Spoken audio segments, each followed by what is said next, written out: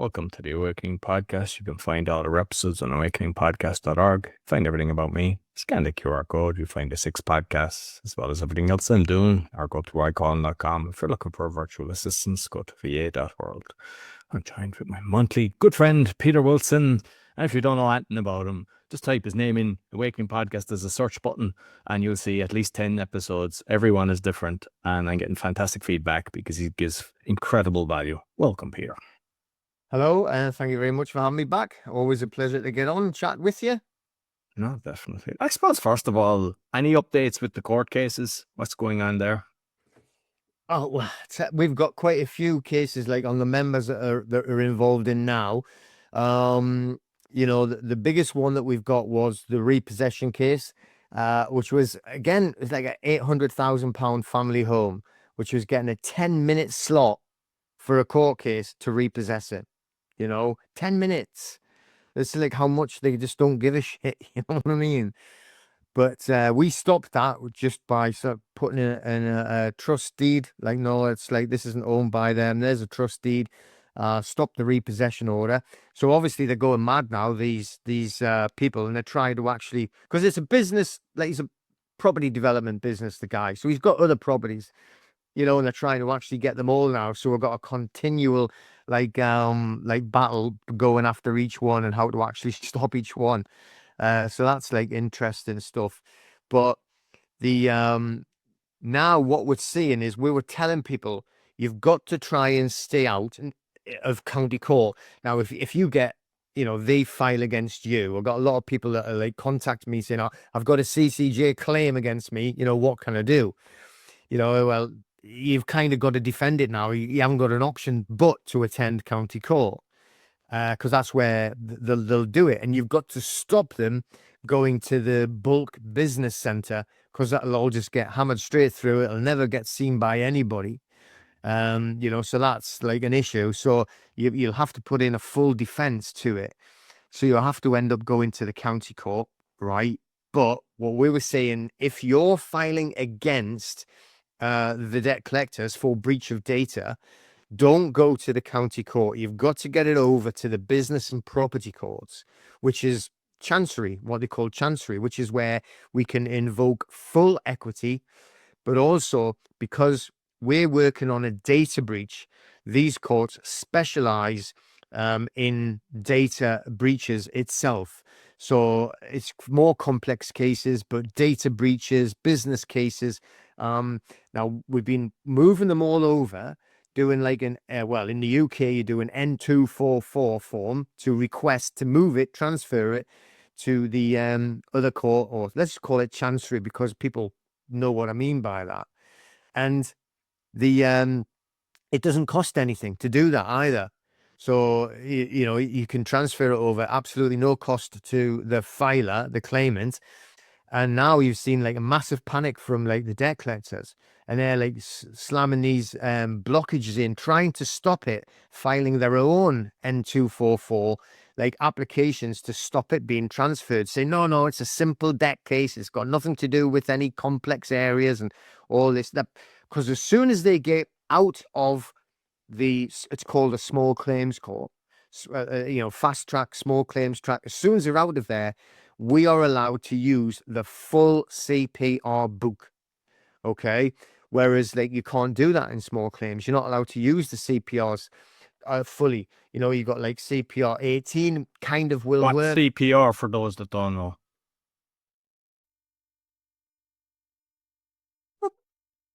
That is a CPR. Okay. Huge, great big book. And that is all of the rules for every single aspect you can think of for what happens when you get into court, how to actually apply for it. You have to follow the rules, do pre-action protocols. But once you actually get in, what we're looking at specifically is under CPR 31.6 or 31.14. And you can't use those rules in the small claims track or the fast claims track. It's got to be in the full high court. So we're going to request through them, they must disclose their legally executed instrument or deed of assignment. Okay. that is the only proof that they have of legal title, i.e. ownership of an actual debt that they're saying they purchased. Because in reality, all they are is data purchases, big block data on the internet, absolutely no deeds of assignment. And the thing is, we've got the case law to prove it. Now, this is not an old ancient case law or anything weird like that. This is 2023. This is a very modern case, all talking about data and the legal title and the deed of assignment. It's absolutely perfect. So the good thing as well is it is a High Court Chancery Division title, the case law. So when you're applying to go into the Chancery Division of the High Court, taking their case law that was actually stated in their case law, it's actually published as well on all of the top websites, like law websites, as well as the case law reference site, which is Bailey I don't know if that's how you say it, bailey.org. You go in there, you actually put the case in, comes up straight away, and it shows you, and they highlight the words that without showing the legally executed instrument or deed of assignment, they have no legal title. They've got no authority whatsoever to enforce that in their own name. So once you put all that package together, move it into the correct court, using, like I say, because we've got that, we can use the full rule book. Then we've not got any limitations against us for being inside like a small claims track or all the small claims or fast track court. So you can use all of the correct rules against them. And that's what they can't allow. So they're panicking, demanding to stay in these little small claims, because then they'll hide and lie about the actual Law of Property Act. Because, and this is what a lot of people don't get. Say, well, what does that mean? It doesn't make sense to me. But debt in the law is classed as property. Same thing if you become bankrupt, right? Say if you've got a company, the company's gone bankrupt, moving into liquidation, they will look at your assets and your outgoings, say, right, well, you've got like, £1 million, you got to pay to the debtors. What is it you own? You own this, you own this, you own this. What are you owed? Is there any debts that's owed to you? Because they class it as an asset, because that is a piece of property. So all property, the only way to transfer property, tangible, as in a brick's going to bang your head, right, when you walk into the building, or intangible, i.e. what you are owed, a debt, is still classed as property. So the only way to transfer it is through a legally executed deed under the Law of Property Act in the UK, 1925, Section 136. Now, what the debt collectors do is they actually try and glaze over that, and it actually states in there it has to be a written deed or a written assignment, and then it says under the hand of the assigner. That's the one selling it. And then it says and a notice given to the debtor. What they say is like, oh no, all it means is that you only need a notice. And the judges agree 99% of the time, even though that's not how it's written. The law itself is written like that. But the judges just go, oh no, we know this. So what we're doing, though, when we go in and we attack, we're not saying prove the debt or don't prove the debt. This is the difference. What we're saying is you've breached our data. We're taking you to court on a data breach. So we're getting them to go into court, right? They're filing their defense, which is like this big, piles and piles of useless paperwork. And it is useless because all they're defending is the fact that there was a historic debt. For instance, if you say, well, we had a debt with got a loan through Barclays Bank, all right, got into trouble, couldn't pay it back, so they sold it to a debt collector. Now that debt collector then says, right, we're going to enforce it, we're going to take it to court to get a CCJ, and then you're going to have to pay this debt. So what they do is they actually get a history. When you actually had the debt, all the statements of every month, they show it statement upon statement upon statement. All it's showing there is there was proof there was a debt. Okay? We don't even want to talk about it. We're not going to challenge it. We're not saying we didn't have a debt. What we're saying is, where is the legal title chain? that moves it from this point to this point. Now, you have to have a legal title chain, or else there's what's the point of having law, right? You have to have it legally executed so that now it's not this guy's debt, it's this guy's debt that owns it. So it's not Barclays Bank, now it's PRA Group that own it. So they have a legal right to enforce it, but only if they have a legal pathway to show, well, there's the legally executed deed of assignment under the hand of the assignor, signed by the assignor and witnessed independently. That is what the law states. The Section 136 of the Law of Property Act 1925 and Section 1 of the Law of Property Miscellaneous Provisions Act 1989. It explains it in black and white. There's no grey area. They never ever want to talk about the 1989 part that says it's got to be signed, but also they just completely forget the first part on the 1925 Act. So, oh, hang on a second. I didn't even know that was still on. But, and it's just an absolute scam, the way that they actually do it. But when we've actually getting them to go into the Chancery Court, we're allowed to use that book to have it stated there. You have to show us all the documents. You've got no choice. Show us the documents, or there we've got our case proving that you've got no legitimate interest to be processing the data. And this is the whole crux of the matter. If they haven't got the legal paperwork, then they haven't got legitimate interest under GDPR. I don't care about Law of Property Act. I don't care about anything. I only care about GDPR, DPA 2018, which under Section 170 makes it a criminal offence for them to process our data without a lawful intent, without the legitimate interest. Now, we've got proof now that they have not got a legal title to this debt. Therefore, they should never have been processing our data. Not only is it a breach of data and under GDPR, it's actually a criminal offence under DPA 2018. And we can show it and prove it. When they're writing to you, a debt collection agency, are they writing to, just say it's yourself or myself? Are they saying Mr. all capitals, Roy, Colin, all capitals, Peter Wilson, or just all capitals without the Mr.? Is that the typical way they're writing? Oh, I've seen it different all the time, but there's still all of it. It doesn't matter if it says Mr. P. Wilson, Mr. Peter Wilson, and it's all full caps, or Mr. Peter with only a capital P and Wilson with only a capital W. It's still all a title. So, they're still using the legal fiction. However, it's actually capitalized. It can be Maximus or Medius or Minimus, doesn't matter. It's still the title. So, But just on that, the reason why I'm saying that is on a lot of things that I've done, I basically said, I'm the living soul. And each time they backed off, court, bailiff, detectives looking for me to be like a witness for something, which really means they're trying to get you to come in and, kind of hang yourself the way they do dirty tricks. But when I started using that, hey, that's not me, prove that I'm that person. They can't. And it's a lot of work what you're doing. And I would maybe look at that as well, because at the end of the day, you just want them to go away, because everything they're doing is fraudulent, and you want it to, and sometimes it works. Like I know a lot of people are doing things like that, and everyone has their own kind of way of doing things. Oh yeah.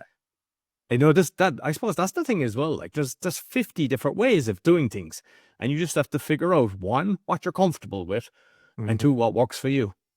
Well, it's definitely what you're comfortable with and how much fighting you want to do. But also, I mean, the good thing is the way I look at it, if you actually go on the attack, so you're going to stay in the public rather than go private, as in I am man, there you can't do that if you're going to, you can't be I am man and then go and attack them in the court, because it's oil and water. But if you stick with the full GDPR and going in and using equity and invoke equity to take them into the Chancery Division, fair enough, you're doing it in the public, you're having to be your person, you're using your person, just like your chess piece. That's all you're doing, is you're just using your chess piece. But then you can also apply for damages and get compensation paid to you. So, I mean, how sweet is that? Actually getting a debt collector into court, then making them pay you damages. And if they don't pay in time, send a bailiff around to the bailiffs, and get the money actually demanded that way. I mean, you can't get any sweeter though, can you? That's so, yeah, I mean, there's horses for courses, and obviously everyone's got to make their own choice, but certainly if you're going to use if you're going to use your person, that way you can use it like your chess piece and actually put them into a position where you can put them, under pressure and get the bailiffs to be visiting the bailiffs. I mean, that's fun, isn't it? And prior to recalling, we were talking about like just the banks, and I was saying I'm seeing different names from the Bank of Ireland, but a PO box, and you were saying that that's illegal to use a PO box, and which is strange. Like the biggest bank in Ireland, and they're having a PO box as if their return address. Yeah, I mean, and if you look at like all of these debt collectors as well, they'll send it to a PO box. A lot of them actually send it to the town not far from me here, where I've got the gym, right, in Blythe, and it's a PO box in Blythe, and they're from London and they're from like Yorkshire, and but they hide behind it. You see, this is one of the dirty tricks that they do, and you've got to really be careful when you're ever responding to or trying to claim against the banks or the debt collectors, whatever it is. Because what they do is they set up 2 or 3 or 4, however many, sister companies. And they're all got slightly different names, even though they're in the same address, a registered company's house address. But what they do is they actually use a PO box, because they're not allowed to have a PO box or use a PO box as a registered address. That's the illegal part. So they have to have a full postal legal address to actually get on the company's house. But what they do is, and you'll see it on all the bills, and you'll actually see it on all of the letters that come in, it's a PO box, reply to the PO box. And you send, I don't know if you still send checks. Do you get checks now? Well, but I mean, it's only got a PO box. Even the utility companies, you return it, right? You fill in your payment slip and you return it to a PO box. But like and that's why I know this, not for me painfully, but for a guy recently painfully, just one of those things. English not his first language. I know he's brilliant at speaking English, but he's still trying to get through not only learning English, but then learn legalese, and then try to get through how to navigate the court system. And he wrote to the wrong address. He'd done everything perfectly. All of the case bundle was correct. Skeleton argument, witness statement, draft order was all done perfectly. All of the wrong address. So when he got into court, the guy said there was a solicitor there standing with his hands in his pockets, looking bored, and just looked at the judge. He went, "It's not even us. It's the wrong address." Couldn't go any further. So all that work. I mean, we've still got it, because now we've transferred it. To me, I said it's a blessing in disguise. Get out of the county court, get into the chancery. So now it's getting filed in chancery. There's exactly the same thing to the correct address, which has to be the registered address on company house. If you're doing it in a court, it has to be 100% legal. So make sure you check the company name at company house, and then go back to the actual debt letters that they've been sending you. You need to check who are they saying is the assigned, right? Not who's the agent. Because what they'll do is, right, I mean, I'm thinking of the names, Lowell Portfolio or Lowell One Portfolio, whatever it is. They'll send, they're the owners, but they'll use Lowell UK Limited to actually write here. And it'll be a response from a PO box. So they're hiding behind all these walls, and they're hiding it. This literally is just like a veil. It's obfuscation at its purest. So they're hiding behind all these different things, knowing that a lot of people don't realize that they have to have a full legal address of a registered office with company house. That's the only way you can actually file a claim against them. And you've got to make sure it's to the assignee, not just the agent. So they've all got like similar names. It's like literally like Peter Wilson 1, Peter Wilson 2, Peter Wilson 3. Which one are you going to sue? Because they're all moving and hiding behind each other. and that's the way they do it. And most of the claims that people go against the debt collectors fail simply on them administration errors, really, is what you could put it down to. But purposely done. And that's why they use all these different names and different company names. But if you go back behind it, then all of the directors and all of the owners are exactly the same people. So, because I think I have to dig out the ones I think I was saying, like, to the agent and the principals, like you're doing it in such a way that you're covering them all, because they all, usually what they do, they have an employee that's going attacking you. And when you do it that way, then you're going to, you're catching the whole lot with the letter that you're sending. Yeah. You can do it with the letter. Yeah, that's not a problem. So you'd write a notice and you'll say, like, you know, principal, the same thing is agent and agent to principal and all that. But if you're doing it inside of a court, you can't write that. It has to be, the defendant's name has to be 100% correct. You know, I mean, there are CPR rules that will allow them to go, oh, well, look, if there's a spelling mistake, it doesn't matter. We know who you meant, you know, and the judge can actually look at it and know that you meant this company, even though it looks like this company, so he can change it, but it's up to their discretion. So, you know, if they've got a nasty, persuasive snake,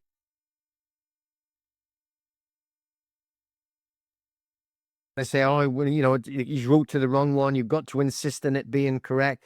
And they're always going to swing to the side of the debt collector. It's very rare that you'll get them that they're 100% straight down the middle, not supporting the debt collectors. You know, they're always against you. You're definitely the away side when you're going into these courts. And like the trickery that you're talking about there now, and that goes on with a load of companies, with, you know, like the banks and everything, they're all at it. Is it possible to take the whole bunch of them to court based on their doing it, or are they doing it in such a tricky way that they're able to kind of do it technically legally, but it's corruption at its highest? Are you able to go, hey, we see what you're doing, and take a case against them? That I don't know. I've never looked at. I'll have to look at. It's an interesting point, actually, because what you'd be doing is you'd be trying to attack them for like the obfuscation that they're actually creating. But I don't know how. I'd have to research that. I've never looked at that, you know. But the whole thing is just about them tricking you. It's all about just trickery and hiding behind each other. And it's all about licenses as well, you know, hiding the fact they're not licensed as well, which is what we were talking about before, you know. So there's more than one layer to it and why they do it. But, you know, I'll definitely have to research that, because that's quite interesting to find if there was a way of grouping them together. But I mean, you'd have to find a law that they were actually breaking. So I don't think many of them would be breaking them like so that's easily found, you know. With the case that you mentioned earlier in 2023, because that's new enough, is there AI that will help you research this? Because I mean, my own experience with using AI, a lot of it is like, it'll tell you 5G is safe, it'll tell you chemtrails or contrails, you have to be really kind of tricky in how you kind of write it. And even with the jib jab, like, it kind of keeps pushing its agenda, and then I start giving it a load of information, then it changes its mind, but it's still kind of giving older cases of, hey, it might have worked. And you're going, how many people are going away checking this and they believe what they're hearing? Yeah. So my fear is with the same thing, because it's like, it's not really the good boys, unfortunately, that are the programmers behind a lot of the AI. But if it was done in such a good way to get the right information, that you put in your case, hey, this is everything, and then it just spits out how to win the case. Yeah. Does that exist, or how? Yeah, we've got one. So like now this is an interesting thing, because two things that we're actually involved in. So I'm now involved with a group that is the greatest minds in programming, coding, either AI, computers, apps, whatever it is one you be. One of them is actually the co-founder of Apple. Okay, so this is the group that I've actually become involved with now. I have another huge course with them where I will get certified as a coder at the end of this month, I think. And you know, this is another world to me. It's blowing my brains apart. But through this, we've developed our own AI. So, and it's designed and programmed in a way where it's not allowed to go and look on the internet. It's not allowed to go and look at government sources that say, the jib jab's good. And, or whatever it is. The one that I've developed right now is purely for debt, unsecured consumer debt, which means credit cards, bank loans, catalogs, that kind of thing that gets sold to the debt collectors. And it's designed purely there. So you can imagine how laser focused it is. It's designed purely for GDPR, DPA 2018, FCA, CCA, all of those regulations, all about finance, consumer finance, Financial Conduct Authority, and data protection. As well as all going into the Law of Property Act, anything to do with the property and finance. And that's all it's allowed to look at. And it's set up and designed with the assistance, obviously, people that are way cleverer than me, to do that. So this bot is there available in our private group. So unfortunately, it can't go out to everybody, but it's in our private group. And I've had people say, look, you got to go in and test it. Put in, all the questions that you want. And they're blown away. They're like, I couldn't believe you could do that. And it's showing them how to actually file their cases, how to actually create bundles to go to court, what actual pathway to go, how do you do your first, either whatever you want to call it, an SCR or a DSAR, number 1, number 2, intent to prosecute, filing the claim, and it shows them how to do all that. And it is very, very specific. You can't go and ask it about anything else. It's got to be about that type of debt. Even on council tax, it probably would show you the wrong thing because it's not designed for that. We are busy designing another bot just for council tax, right? So this is the type of, the AI is like, this is similar to a gun, okay? Guns do not kill people. People kill other people with guns. So it's not the gun that's innately evil. It's a tool. It might not be a gun. It could be like an axe. It could be like a book. You can smash someone's brains in with that CPR book, So it doesn't matter. Judge. Yeah, exactly. Look at that. But so it's just tools that are used. AI is just a tool. So everyone's going, right, AI is going to run the world and it's going to be evil and blah, blah, blah. You've got to work with AI to make sure AI can do good.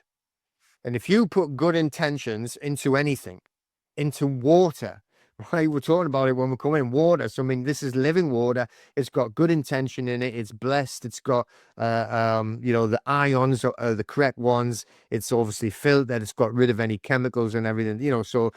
But, and it's the same thing with the AI. It's got to be done correctly and make sure that it is with good intentions. And there it is designed properly so that it'll do good for what you're actually wanting it for. So, all right, fair enough. You have to get into our private group to do that, but you should be in anyway, because it's absolutely brilliant. And the actual feedback we'll get from it is fantastic. And these people are getting massive amounts of help all the time by being in in our group with all of the different classrooms where they can get this knowledge share for all of these different subjects that we actually concentrate on. And now, like I say, we've got 2 things happening, right? The bots are all going to be in there specifically designed by us, and they're not allowed to listen to any government propaganda. The first one's already in there, and it's running absolutely brilliantly. The rest are getting developed as we speak. And we're working on a full app right now that is going to be the top of the range app, better than or as good as anybody you can imagine now app. And this is going to be designed with the assistance of the best apping, coding, programming brains in the world. And me. So I'll be in the back end, saying, well, do this for me, then do this for me, but they're actually creating it. And I am assisting. I'm telling them what color I want and that. But it's again, this app, you go in, the first one we're doing, there will be lots of them, is purely again just on the actual GDPR under the consumer debt. Because we've got is it mainly covering UK there? Because GDPR is more Europe as well. Will this work in all of Europe? Will it? It will. It will. So, I mean, the thing is, if you check back, right, this is a few questions that people asking, and they've changed the name. It's actually UK GDPR. See, when you go on to our government, it's not ours, not my government, but like you go on to the English government website, shall we say, they've got UK GDPR is how it's written. Whereas like you go into the full GDPR website and it's actually EU, so it does cover all of Europe, but any corporation that has anything to do with anybody or another corporation inside of the EU must also come under the EU guidelines. So it's powerful stuff. But yeah, anything like that, and it does completely relate 100% across any European country. What I would love now as extra little bits to that, because one, we know that the utility bills, like people are on their knees. They're destroying us in every direction. I know people that have done that. They've changed the gas meter, changed the electricity meter. They've done all the ways of legally doing that they can actually get them to bounce away, have one and that. But the other one where we got wiped out is to be able to have one that's showing you, feeding the information of what was done, the contract, how it was actually done. Because I know that everything they've done, if we knew what we knew now, they wouldn't have got away with it. And on mortgages and how they're actually doing all the trickery for that. Because there's actually one guy, Tom Darcy, I got him on twice. I don't know, was it 35,000 accounts that he checked? Every single one of them were overcharged interest, which means they probably overcharged every single person everywhere. There's a high chance of it. So with things like that, I'm sure we could reverse it. I'm sure we can do something. And the fact that it's not going to go to their systems that are basically ensuring that they don't get caught for their lies and trickery, keep it in-house, use the documentation, use the file. But, and like, is there, because I mean, like, you're obviously a wealth of knowledge based on our monthly calls, which I thoroughly enjoy. But like, is it a lot of work, I presume, trying to give the information for this? Or is it a case of you're going, okay, look at Blacklaw's dictionary, say 6th edition, look at this, look at this, look at this, and then you're feeding them more stuff. How much work is it for each kind of training model for the AI? Massive. You just got to try and imagine it. But and what you've just said there, it is kind of what you have to do. But right, if we look at there's two of them that we're working on now. One of them is a trust one. Literally on the bot will just create people a private trust. But what we've had to fill it with and inform it with and educate it with, let's just call it that, we're educated with is all of the trust law. So, I mean, like this whole like book, like all there, that is just all like mostly trust law books. Like behind me are all like the legal books that is like the English Constitution. But so it has to be filled with all of this information where it's not allowed to go and wander off onto Google. You can't have it doing that because that is government infiltrated. They will make it, and they make things up. If it's allowed to go in, it'll come up with fantasies.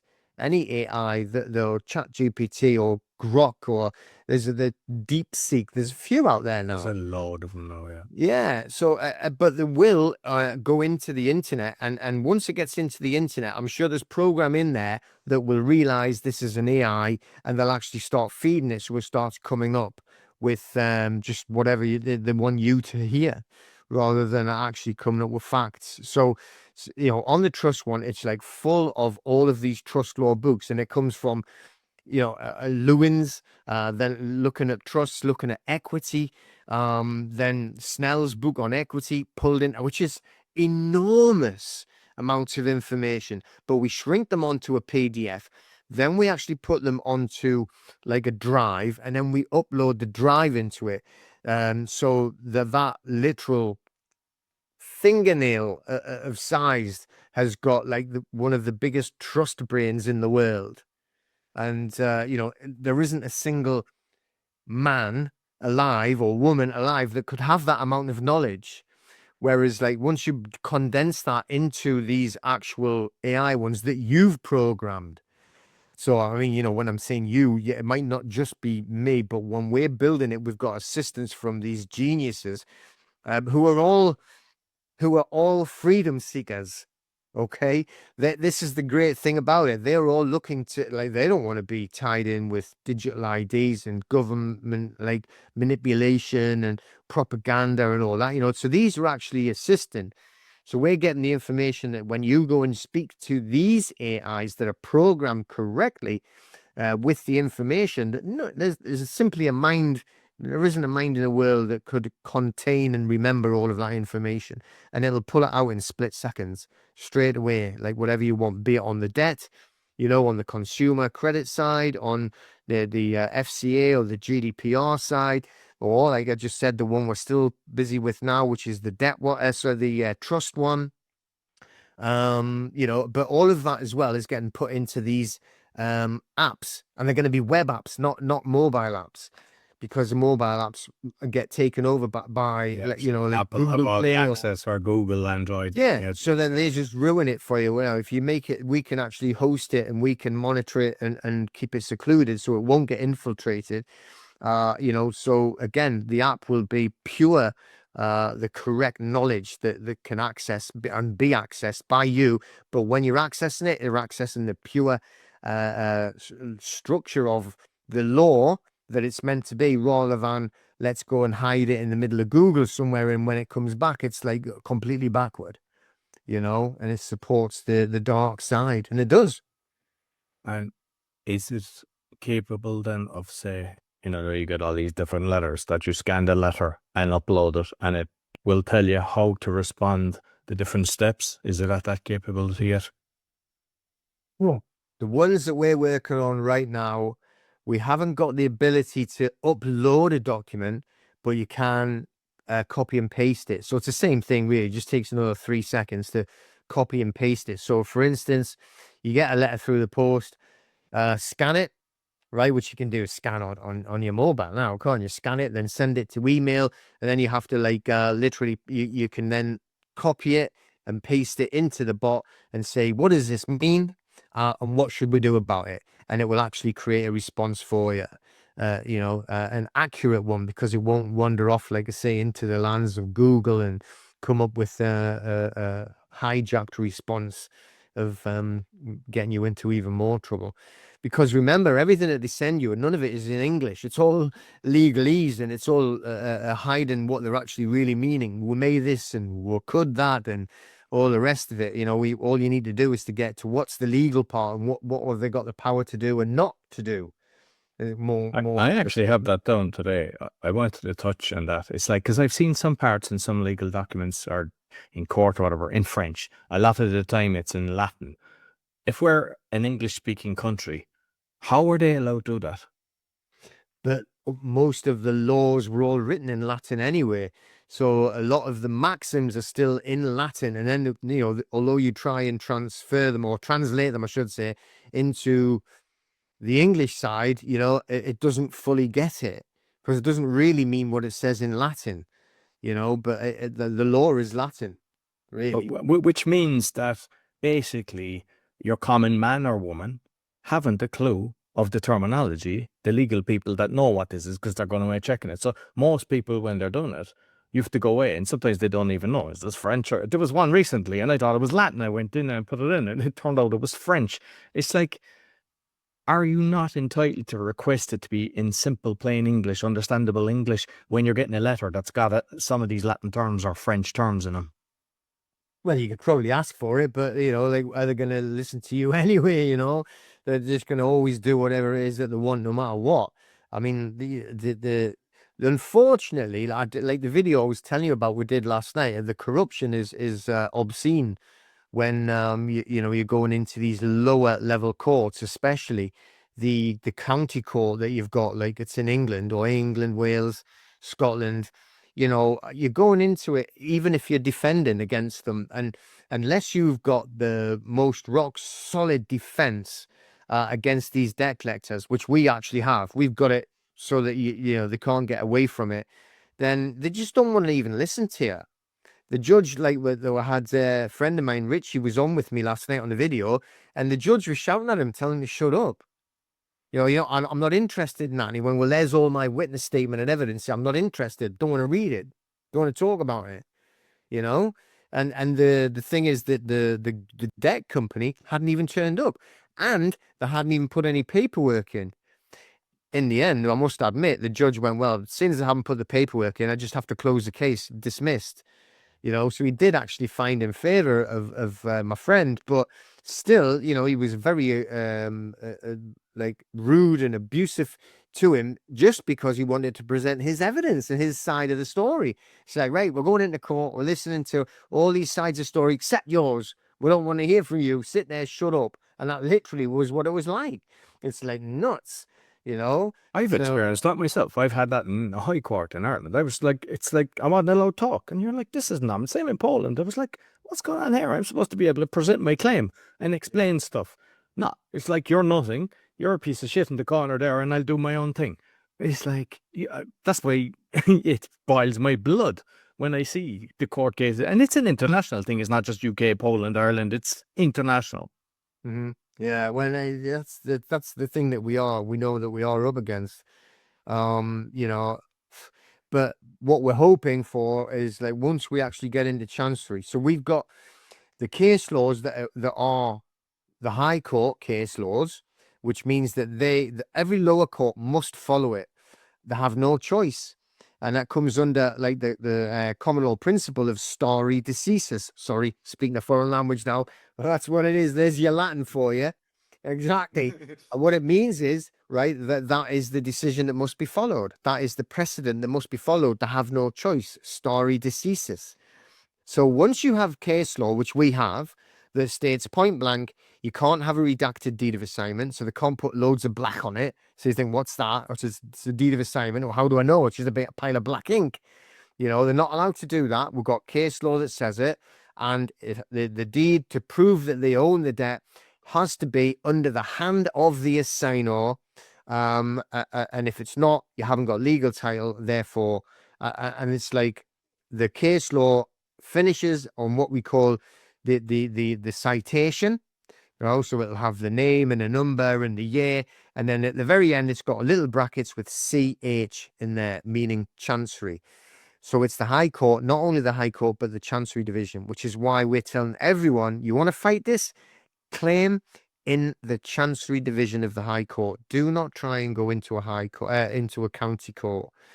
First, and you're allowed to do that because you're dealing with data, right? The Chancery Courts, or the real name is the Business and Property Courts, which is the Chancery Division of the High Court.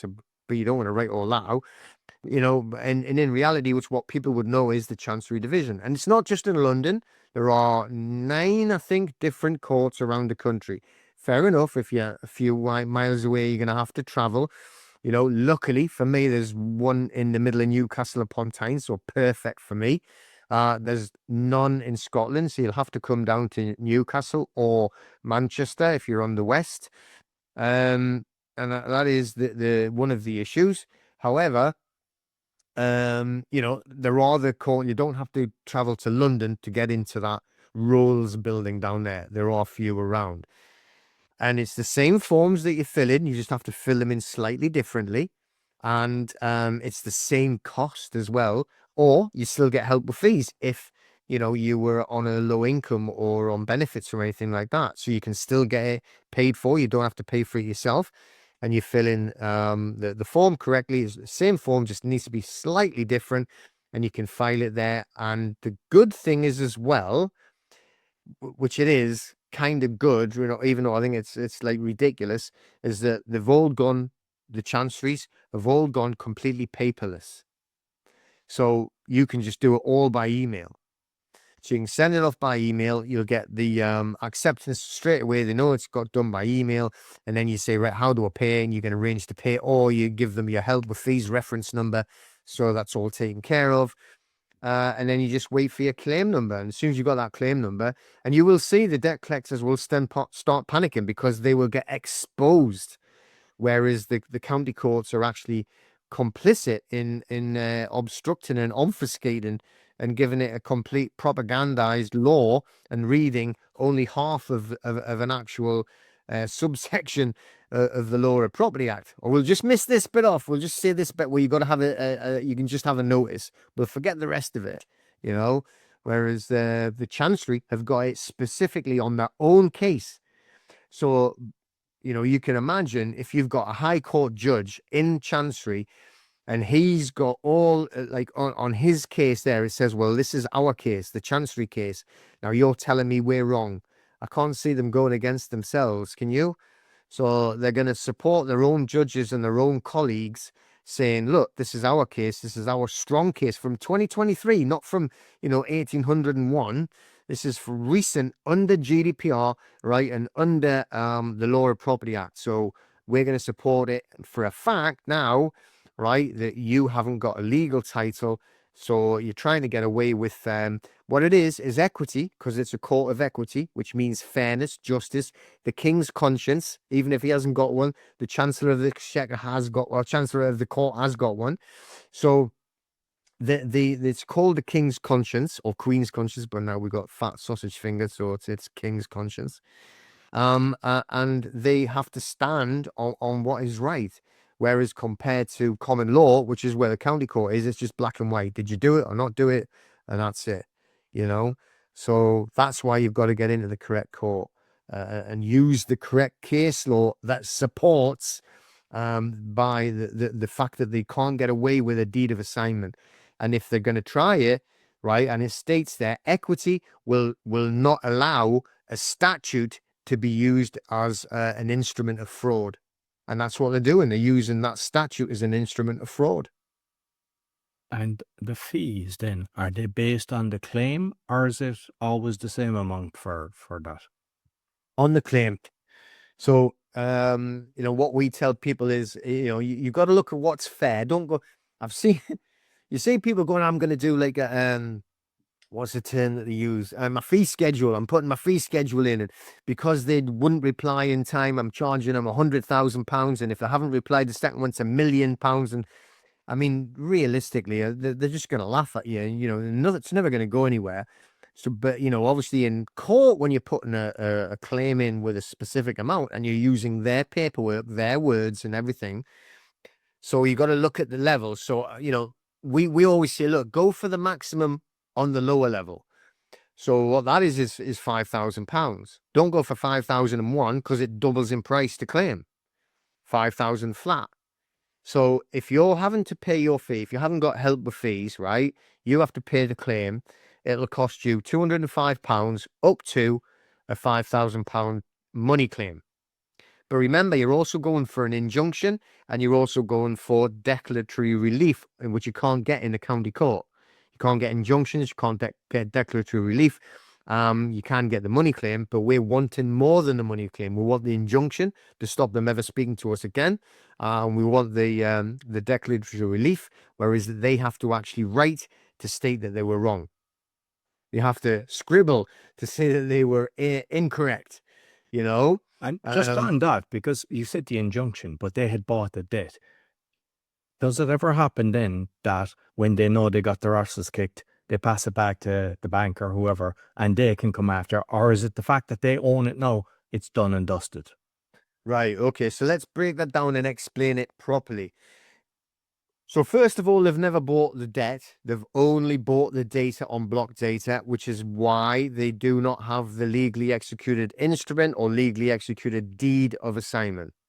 And that's the only proof. That's like, if you're taking your jeans back to the shop, you can't stand outside the shop with a bus ticket and write receipt for jeans on, and say, I want my money back. Here's the jeans, right? It's the same thing. They actually write a piece of paper and say, we own this. It literally is that. But they don't. They've only bought the data. But what's happened is the data goes onto a website.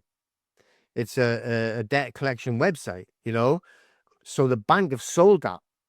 So the bank, and you'll have the letter from the bank telling you, we've closed this account and we've assigned it to, and they'll actually, tell you whoever it was, and with proof that it's been closed. So they can't reopen it again. It's dead. It's dead and buried. And they've sold it, the data to one of these websites. but like, so they can't return it and then start again. It's finished. It's done and dusted. And you will have the injunction to make sure, because they've been proven that they didn't have the chain of title, therefore no legal title, therefore no chose in action, no standing at law to enforce it. They can never ever try and do anything to you ever again. That's your injunction. And then the declaration, obviously, that, well, we're incorrect and we can't come after you again. As well as like the money claim, and that's your level up to 5,000 is 205, and that's in the UK. Be that in Chancery or in the county courts, the same price. So you may as well go into the better chance, no pun intended, in the court where you're going to get equity invoked correctly, rather than a county court where historically they're not very good. And is this because in Poland, when you're making the claim, it's like 5% of the amount. Is it 4% there? So is it like, so if you go for the 10,000, does it become 400, or is it just a sliding scale? It's not. It does get to a percentage when you go higher.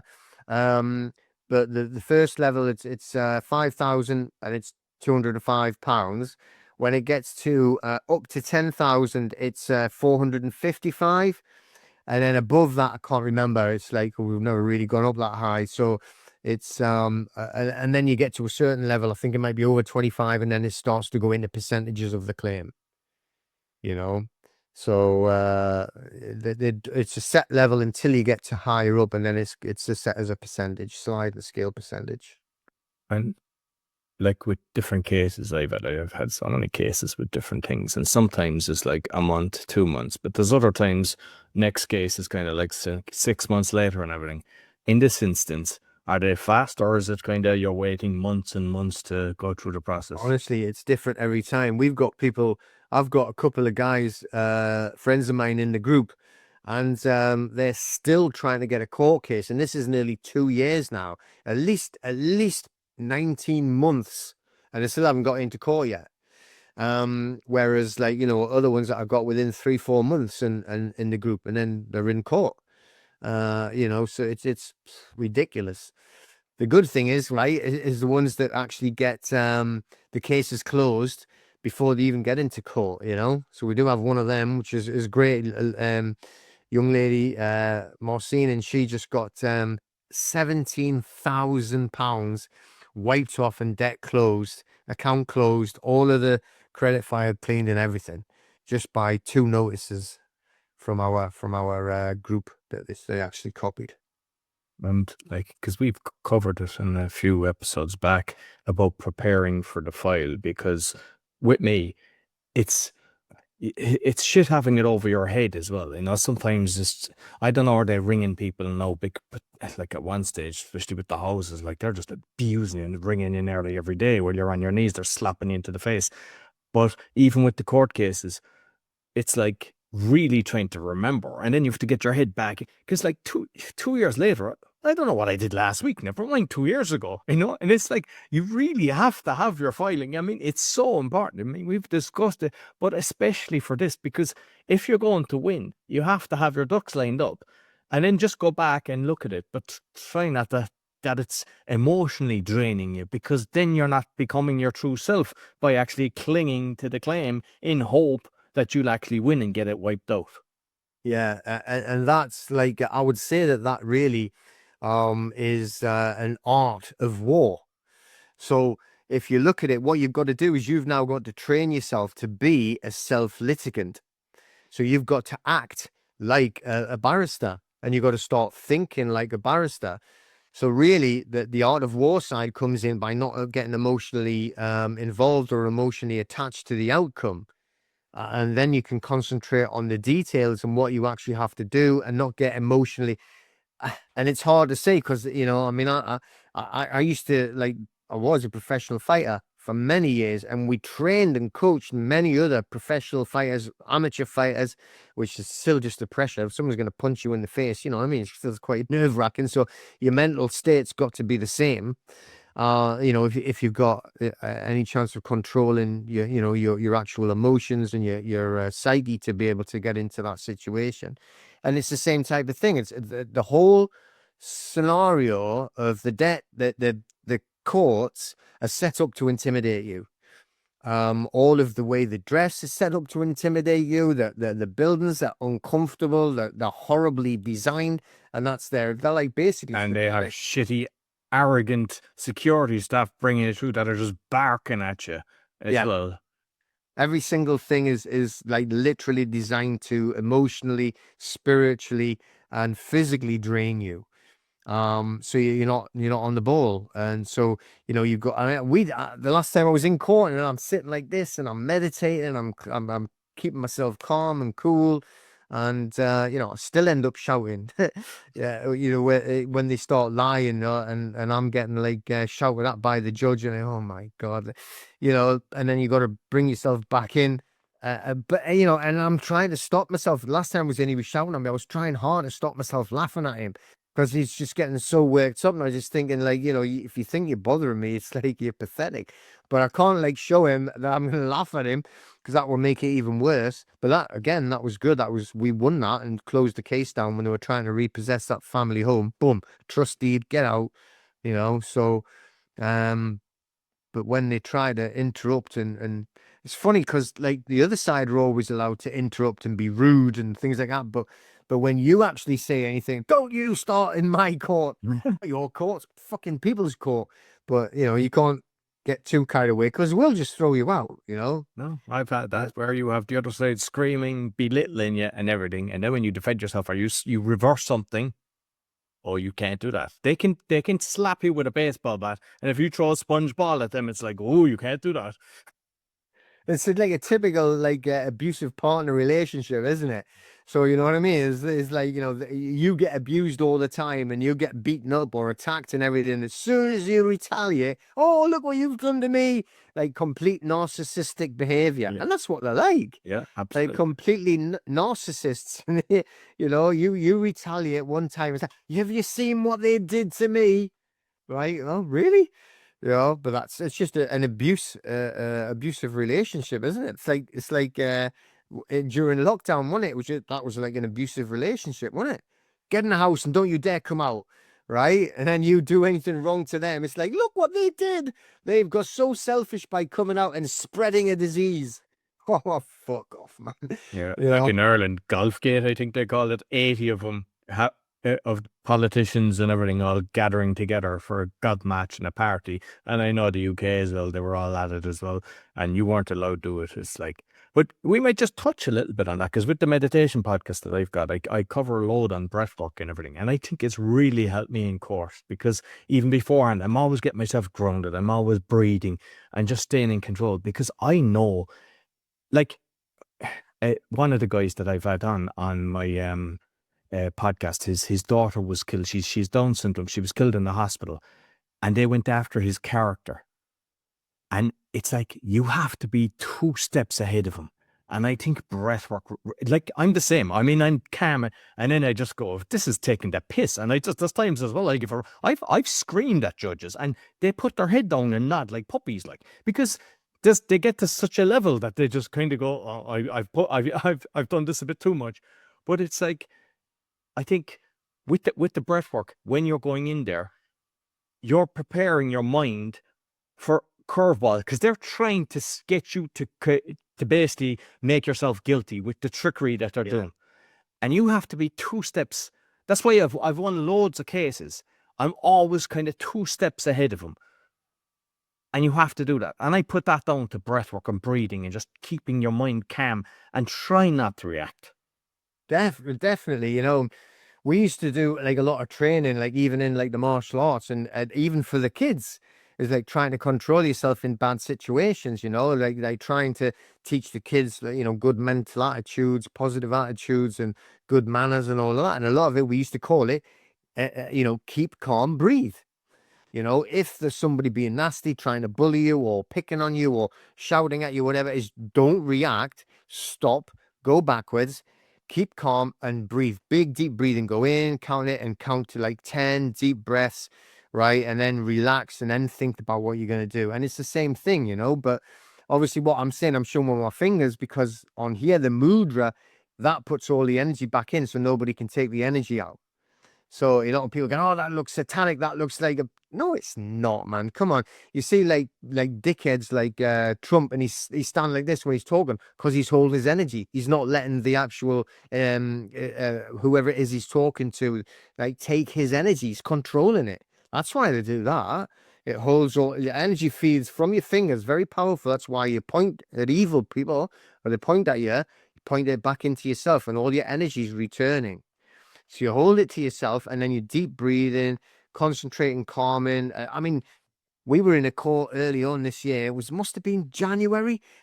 I'm telling you, when you go in, they must, in the waiting room, they must turn the heating up, boiling. So everybody's uncomfortable and hot, and and it's freezing outside. So you can't go there in a pair of shorts and flip flops, right? Not that you should anyway, but so you've got to go wintered clothing. And I've got a suit and tie on, but I've also got an overcoat.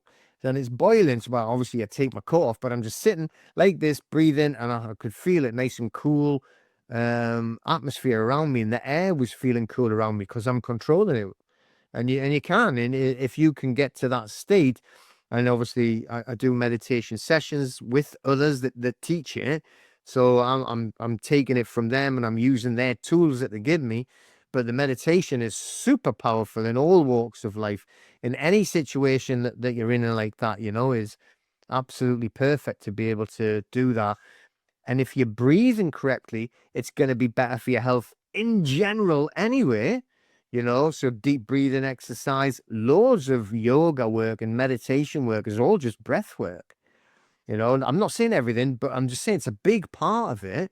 So, but if you're doing the correct breathing, you're going to be far healthier, and you're going to live a lot longer, right?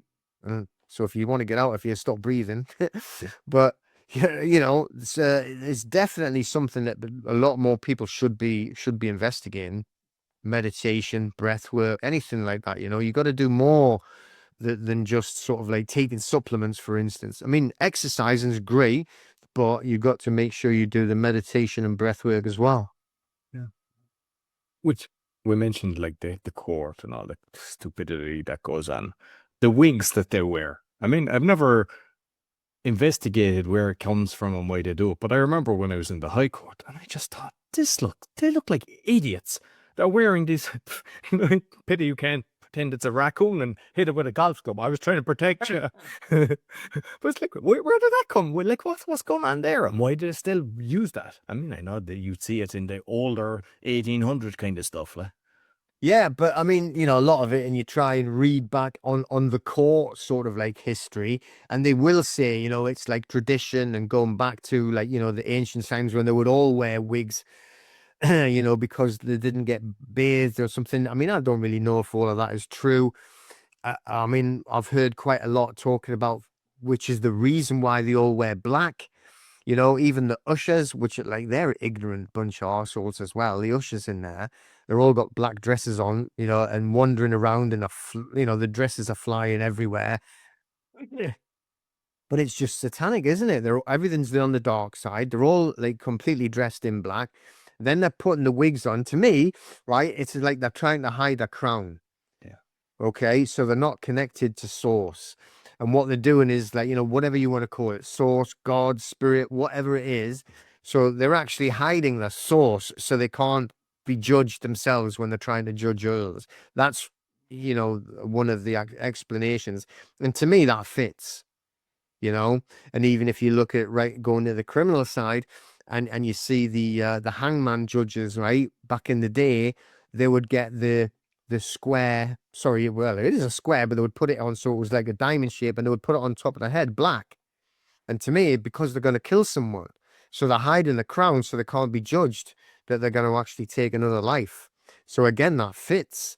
That's why they wear the wigs, or they wear I can't remember what it's called, but it's like the black thing that they would put on top of their head when they're going to pronounce the death sentence.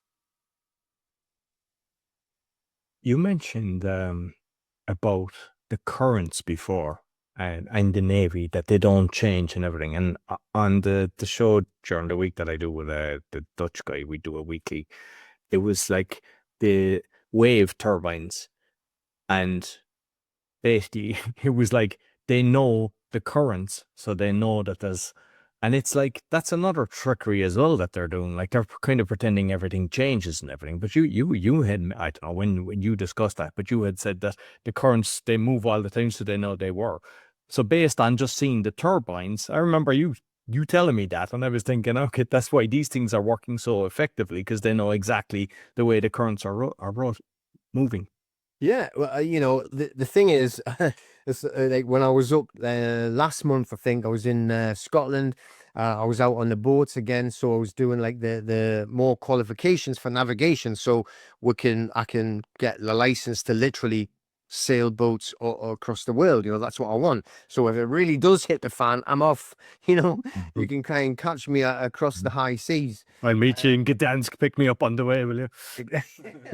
That's it, man. You got to get out of there quickly.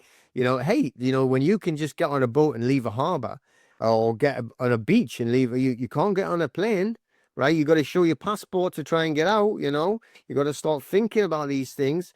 But we were doing chart work, we're doing the tidal work. They know what the tides are all the time. They've got the tides planned. They know when it's coming in, they know when it's going out, they know what direction the current goes in, right up and down. They show the charts and they'll show the actual currents, and they'll say, well, this one always goes up in this direction until a certain month, and then it turns around again. Really? And so how do you find that out? Well, it's always been like that. And we've got the charts going back for hundreds of years, and it's always the tides and the currents go up that way and come back down that way at certain times, and there's currents that run constantly, like the Gulf Stream. Well, they know where the Gulf Stream is. Now, the Gulf Stream will take the actual fish up one area and then take it down on the other side, and it's always the same. The sea levels, they only ever get affected by huge winds and storms. Like, so you can get a huge wind and storm, right? Especially on the Atlantic. So it's gonna hit Ireland, it's gonna hit the west coast. So Glasgow itself, they got like the Clyde. It was my friend was on a boat there. He couldn't get out of the harbor because the wind was blowing so hard it wouldn't let the tide go out. And then he said that as soon as the wind dropped, it was as if someone had pulled a plug on the river, and just whoosh, it just went out because it wasn't meant to be there. So you do get quirks like that, but it's only for a few hours. It's just not like a year of like a flood. But they knew like that there was a storm coming, so they prepare for it. But the normal tides, they know what direction it's going in, how powerful it's going to be, what levels that the seas go to. There ain't any change, right? There's no, oh, we're going to lose this amount of height through the climate change. Oh, the nonsense and ridiculousness. You got to listen to these people and then have a look. Where's the money chain? Where's the money direction? And everything they say is like always makes money for one of them or their friends. It's complete nonsense. And to say like, well, we've got like a climate crisis, and the only way we're going to get out of the crisis is by charging you more tax. How's that work then? How's that? Well, that's going to stop it getting hotter, is it? It's just another pain point. That's all it is. But yeah, the currents are the same all the time. We've got the currents going in directions. They've got charts. I'm back down actually. I'm going to Plymouth in September, October, and it's like a full week that I'll be in it. Unfortunately, I'm not allowed to go to sea. You've got to do all of this chart work to prepare you to go out at nighttime. So it's like, learn all of the navigation aids and the lights, that you can navigate on the coast, getting right the way around. And then once you've done that, then you can go out and be the skipper, the captain, right, like on the boat at nighttime and navigate around the coast at nighttime. So that's the level I'm getting to now. And it gives you I've always, like in the Royal Navy, I always hated the officers. Oh, they're all prats, like, but it's given me a greater respect for what we call the officer of the watch, who was the one that was in charge of the ship at nighttime, getting around the coast, because the amount of knowledge you got to know to make sure you don't die, and crash your actual boat is quite important point, like. But you got to know a lot, and you got to be pretty good at it. to make sure that your boat or your ship is safe and everybody on it. So, yeah, I still hate them though, but you know, they're certainly clever. But yeah, the tides and the currents and are yeah, the way it is like the same thing when you think about it, the atmospheric pressure. So, you know, like this, it's quite warm now, and but the last couple of days before were very cold and rainy because we had a lower pressure. The pressure dropped, it was low pressure, brought in what they call a cold front. It's a pressure front, a weather front. So you got a lot of bad weather, rain, and it's cold. So now it's actually warm because we've gone into a high pressure point. And on the high pressure point, it brings in more calm and more settled weather so that you get more sunshine, more warmth. How is it you can have pressure when, according to them, you're on a planet which is a ball spinning thousands of miles an hour? It's like, and then it just keeps on moving around. It's like, in reality, if you had pressure, the way that they describe these pressure that creates these weather fronts, it's like, you know, if you've ever done any cooking a stew, for instance, you would put it in a pressure cooker. And what do you do with a pressure cooker? You seal the lid on, right? As if we had like a sealed lid on top of us, like, you know, like the firmament you read about in the Bible. It's a bit weird, isn't it? You know, that's the only thing The I can other thing see was is, actually should made you really be able pressure. to, like lately, no, I'm seeing the moon and then I'm seeing the sun at the same time, like, and we're spinning around. It's like, and there's people actually posting videos that, I don't know, is it in New Zealand? And they're showing it that it doesn't disappear like this, you know, and also when you've got the Nikon cameras as well, they're talking about the horizon and you can see for miles and miles and miles. So the curvature is a lie as well. So there's a lot of people exposing that, but I know they'll come out and attack you. But every single thing that I've looked on that on NASA, all lies. All the pictures they show you, whether it's Mars, whether it's this, whether it's that, all lies. And Oh, photoshopped. everything, yeah, every single thing, CGI and everything, every single thing is a lie. And even if you look at Africa, the trickery, like they made it look like Africa was tiny. And it's like, why? So they can control them. You know, it's massive. Africa is massive, but yet on maps, it's also, and then they go, oh no, that's just the way it is. And Greenland is expanded, and you know, they have an answer for everything. You know, but yeah, but none of it makes sense. You know, it's like it's the same thing all the time. You know, like when you talk about like the satellites and everything, I could be saying, well, really satellites? Do you not mean like satelloons? You know, like I think somebody taking a photograph tied to a high altitude balloon. And when we were out in So the middle of the helium, sea, just for those that might be not knowing what we're, the biggest purchaser of helium is NASA, and I have seen videos of using a kind of takeoff with a balloon and ones that crashed and you see a balloon attached to it. What would a balloon be attached to a satellite for? yeah, because that's the only thing they're doing. It means that who would ever seen like I've seen, like people I've seen. So oh, look, there's one of them new satellites. What the what new satellite? You can't say a satellite. Stop it, man. But like when they've got this like then stuff that's going on in the Middle East now, and then them on Yemeni, they had says we're gonna if you bomb us, right, we're gonna cut all the communication cords at the bottom of the ocean that are going through the Red Sea, and it will literally destroy all your communications and all of your web links for everything that's on the Western world. Well, how is that then if they're on the bottom of the sea that they can be in the sky as well? Yeah, I mean, it's just, you know, you've got to think about it. Now, I actually took a video from, we have a harbor just down there, and they've got these giant cable drums, and they've got giant cable ships come in, take them, and they take them off. And what they do is they do cable laying right across the planet because that's where all the communications are. That's where, you know, and then like your mobile phone, the communications run across the sea, then they go up into a tower on the other side, and it bounces off the towers to get to here. That's why you can't get a good signal in certain places. You know, it's all like nonsense what they're talking about, saying it's like satellites that are spinning around us in space.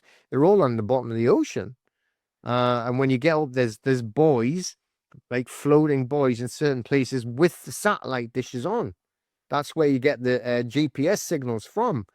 It's not Yeah, because I didn't know. spinning around. That's how nice done. The boys are, yeah, floating boys. Huh? Yeah, in the middle of the oceans, you know? And why is it, thinking about that? So if they're saying that about cutting off the communications, right? So we've got these planes that are over in Australia or anything like that, then why can't they actually fly that way to go to America that looks a lot closer? Why is it have to go, first of all the way through Asia, then all the way over Europe, and then over the Atlantic to get to Australia? As from Australia to America, wouldn't it be quicker just going the other way if that was possible across the other ocean? But they never do that. They always go like, look Nobody at has the map. circumnavigated north-south either. It's always the east to west. Okay. Yeah. And there's loads of pilots. I've seen loads of videos that have come out said it's flat. Loads. Mm-hmm. But there were people had hidden cameras, like, so they just thought they were having a conversation and they were just trying to be, So yeah, it's an interesting one. Is it the World Economic Forum? There's a few, or the UN. They've got the flat Earth map.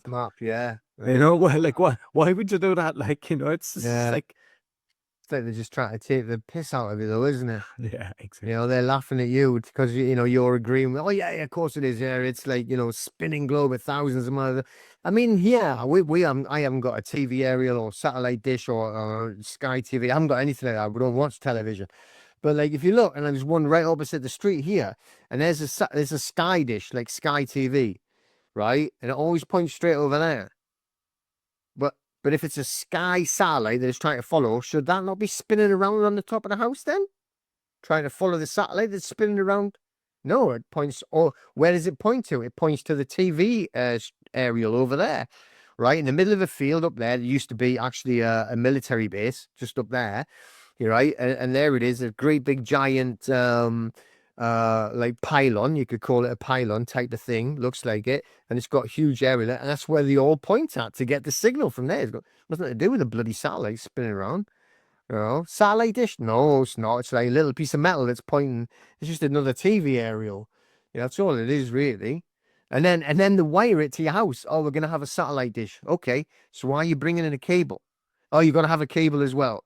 Really? So I'm gonna have satellite from there, but you want the cable in to like bring in the TV? Yes. Okay, fair enough. Come on. Like, Plus the sun spinning 66,600. It's all got 666, and plus the moon. There's some division of the moon as well that's got 666. Everything has got that.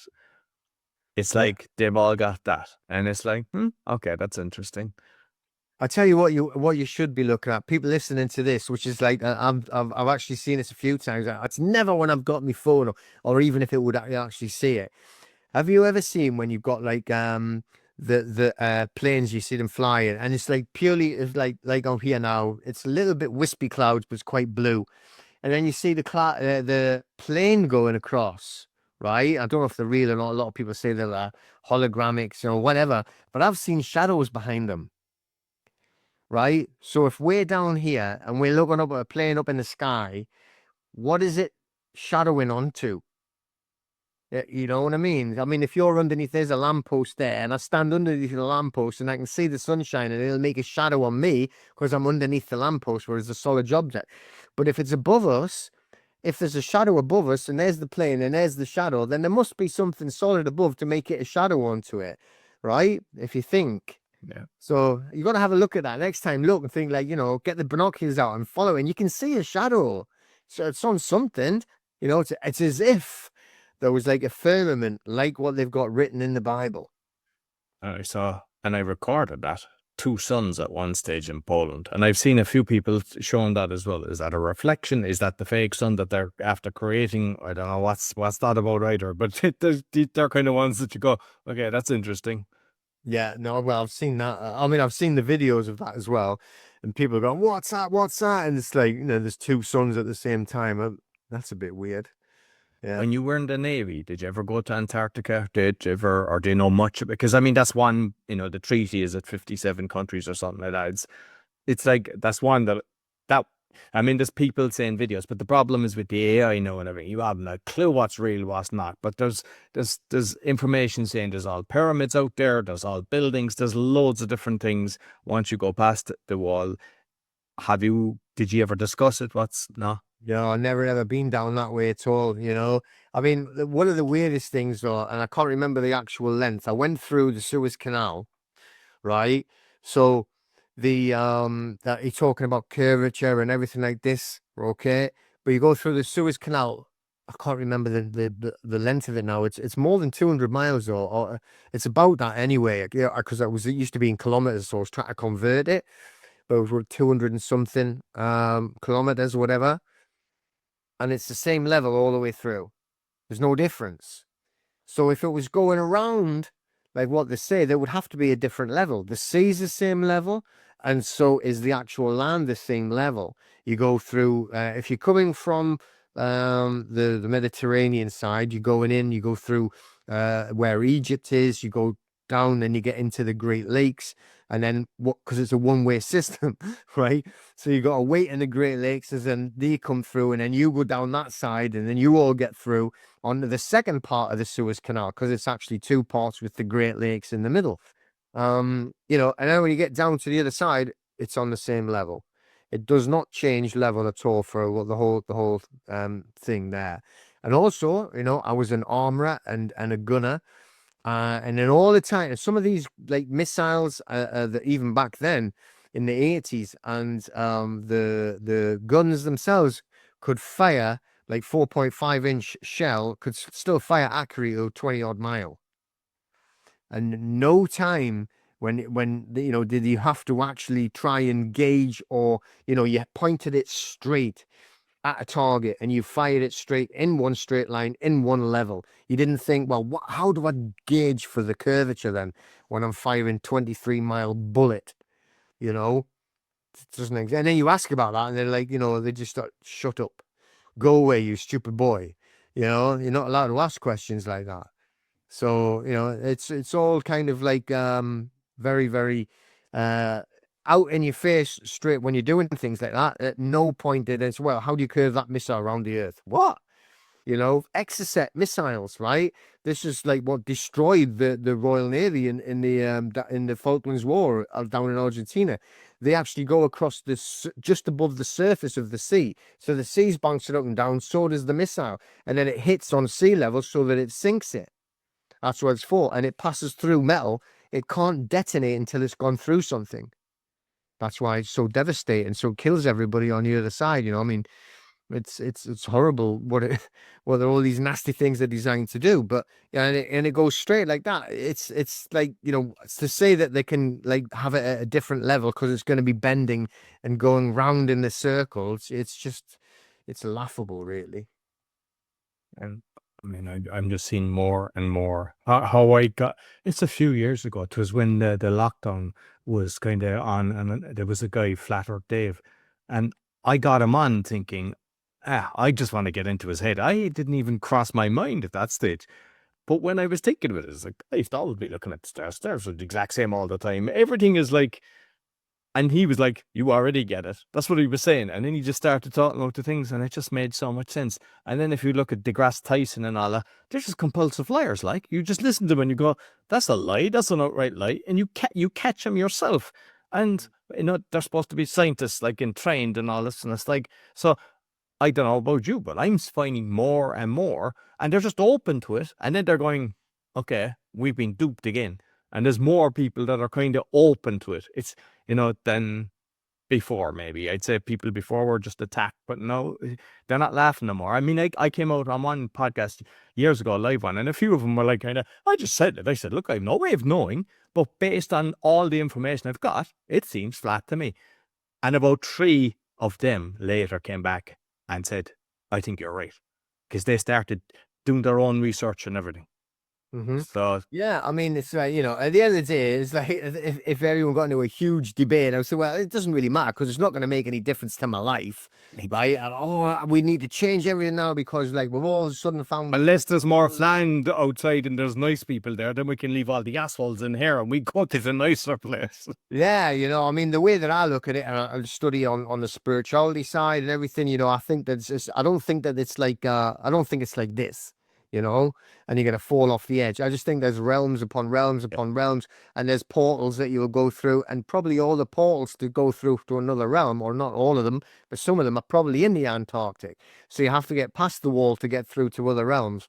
And that's the way I see it. And why, again, years ago, I'm talking about. Like, God, I was even in the Royal Navy. This was like in the 80s, and I was telling people, this is not like just a normal planet that we're on. This is a prison, and we've all been sent here from different realms to be on this prison for whatever reason. You didn't do it, but like your ancestors have done something, so they put this group of people, say, in this part of the world. Because why on earth would we all be different colors and different shapes and different? Everything's different, so it can't be because you're all saying you're human, but you've got different color skin to this one, and you've all been sent by, that didn't go very well down in the forces, I'll tell you. But it's, and then it's just, well, it's from different realms that people have been sent, and like, it's some of the most amazing sort of like conversations about this sort of had, but like, with the Taoists, I was getting this took like 2 years to actually do, so we're sitting chatting about it, and he's talking about like fairies in the inner world and everything, like something. Yeah, of course it is. It is, and like if you look at the old pictures and everything, or even the symbols that you've got to say the UK British royal family, they're not British, right? And it's got unicorns on and dragons on it. Why? And they've been on there for hundreds of years. So why would you put something that's not real? Well, probably because it is real, and there were there probably still are here, and dragons and unicorns, but from a different realm, and we just can't see them yet. Or whereas like we got to know that when you're looking at everything around you, you think is a solid object. It's not. It's all vibrating, and we've got proof that scientific proof that everything vibrates at a different level, a different frequency, and you can only see it because you're the one that's designed and programmed to see that solid object at a different frequency, and the frequency where it appears solid. And if you stop looking at it, is it really there anymore? And do you know what I mean? So the whole frequency or the vibration thing, they've got proof that everything vibrates. It's only, and they go down, they want to get the atoms and go down into it's all just floating about in mass, but it actually dissolves and splinters out because it's literally just other atoms that have locked together, vibrating at the same frequency. Totally blown everyone's mind now. To me on. Yeah, we have to become alchemists and figure out the gold one. Yeah. No, listen. Yeah, no, look, as always. But I know you're going to Ireland as well. You might want to mention that. I don't know. Is it an event or something that you're? Yeah. Well, I'm actually up at Scotland this weekend, which is the 20th. I'm going to Dundee. I'm going to be running an event, just going over different remedies, lawful remedies, and that's in number 57. It's called, which is a bar, friend's bar of mine, which is in Dundee. And and then in August, I'm going to be going down to Loughborough. I'm doing a short presentation down in Loughborough on the 10th of August, and then I'm sure it's the 14th of September, that I'm going to be in Moy in Northern Ireland, so or the north of Ireland, as I like to call it. And yeah, so got a whole day presentation, and I think it's St. John's Parochial Hall. But apparently it's supposed to be a lovely little town, so I'm looking forward to getting over there. So just need to get down to Wales this year then, and I've done a whole UK tour. Oh, excellent. Listen, I mean, I've got the link anyway for your school thing, and it's fantastic. I'm still going through a lot of stuff. the information that's there is brilliant. So I'd encourage people to join, and I'll have the link for that where they can join, and then we'll have your YouTube channel as well. But as always, Peter, it's been a pleasure. Thank you very much. I really enjoyed it. It's good laugh, good chat. Yeah, thanks very much. So yeah, it's all for the Awakening Podcast. You'll find all our episodes on awakeningpodcast.org. You find everything about me. Scan the QR code or go to roycollin.com. You see the 6 shows and everything I'm doing about podcast coaching. And if you're looking for a virtual assistant, go to va.world. Sure to give us a thumbs up, 5-star rating, share with your friends. And if you're on WhatsApp groups and things like that, share it, because I am seriously censored. LinkedIn, everything, they just block me. They stop me. I don't care. It's all fun, but you can help me by actually getting the message out. Until next week, take care.